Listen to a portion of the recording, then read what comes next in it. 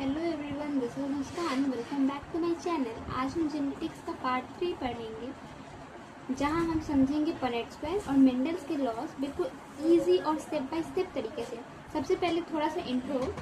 George Mendel को father of genetics कहा जाता है। उन्होंने पी प्लांट पर एक्सपेरिमेंट्स करके ये बताया कि ट्रेट्स एक जनरेशन से दूसरे जनरेशन से में कैसे पास होते हैं।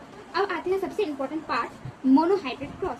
मोनोहाइब्रिड क्रॉस का मतलब होता है कि एक ही ट्रेट का क्रॉस। फॉर एग्जांपल प्लांट की हाइट टॉल और शॉर्ट। यहाँ पर ट्रेट यहाँ पर हम लोग टॉल को कैपिटल टी से रिप्रेजेंट करेंगे, जो कि है डोमिनेंट ट्रेट, और शॉर्ट को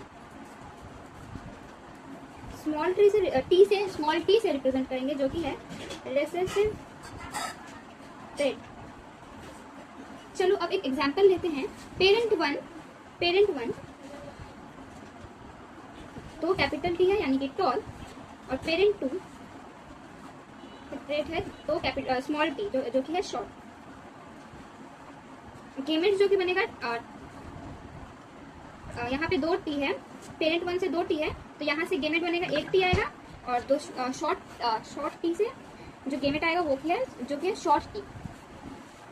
अब हम पनेट स्क्वायर, ये था स्टेप वन था ये, और जब ये दोनों का जब क्रॉस हो गया, अब पनेट स्क्वायर बनाएंगे। Capital T small T, capital T small T, capital T capital T, capital T small T, capital T small T, small T small T.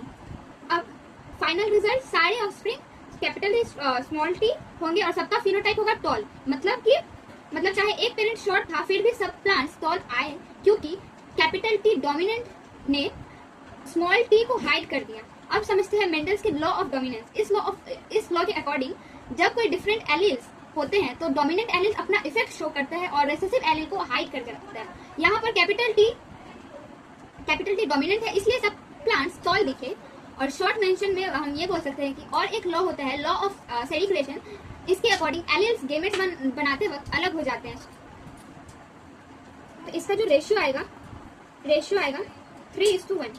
मतलब तीन प्लांट टॉल हो सकते हैं और एक प्लांट का एक तो चांस है शॉर्ट होने का।